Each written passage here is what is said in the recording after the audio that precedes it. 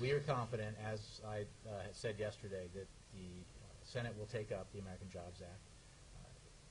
It has broad support from Democrats in both houses.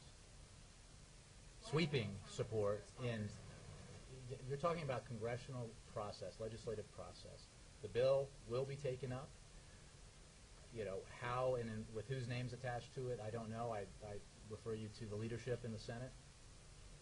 The important facts here are what's in the bill, why the things that are in the bill would be so beneficial to the American economy, would help put teachers back to work, would put construction workers on the job, rebuilding highways and bridges and schools. It would give tax cuts to everybody gets a paycheck, and give tax cuts to small businesses, tax incentives additionally to small businesses to hire or increase wages, a specific provision to hire veterans. Now, these are all things that outside economists have said would have a demonstrable and positive impact on the economy, and there is no higher priority right now for this president than to continue to push Congress to take action on those important measures. The president confirmed that not even Speaker Pelosi has signed up as a co-sponsor for the bill, and that Senator Durbin has raised doubts about whether a number of Democrats would support it in the Senate. We've also been on the record saying they won't support it. A couple of things.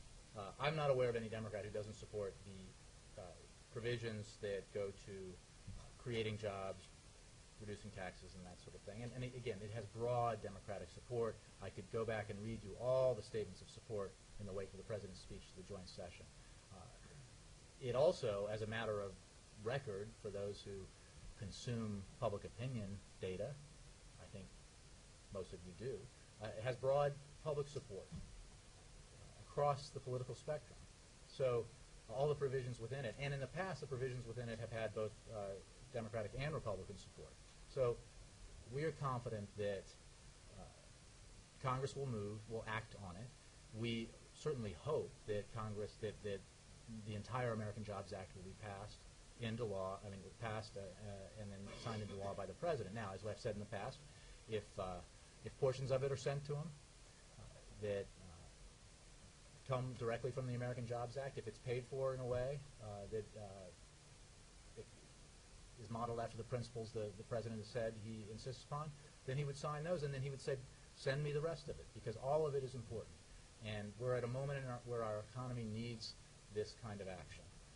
So who's sponsoring it, the legislative minutia of this, the details of this are not, I think, particularly important.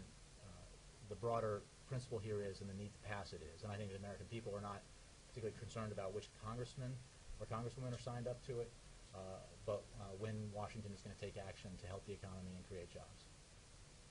Senator Durbin is not just any rank-and-file senator. He's the #2 in the Senate. He's a close ally of the President. When he says the President doesn't have the votes for the jobs bill right now, is the President going to stop saying pass the bill now, since even his fellow Democrats are saying they can't pass it now? Well, I'm not sure that's quite what he said. And again, the vote is not tomorrow or today. And votes, you say, not at the moment. I don't think we do, but we can work on it.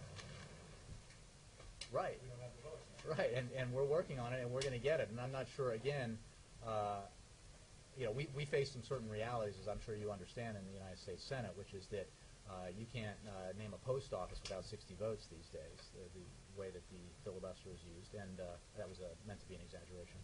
But practically and principally, so the reality is, even if every Democratic senator supported it, that we face those obstacles. We have made the point, and the President has made the point, that these are provisions that have historically garnered Republican support as well. And we are making the case, both here in Washington and around the country, for why that support should be there this time.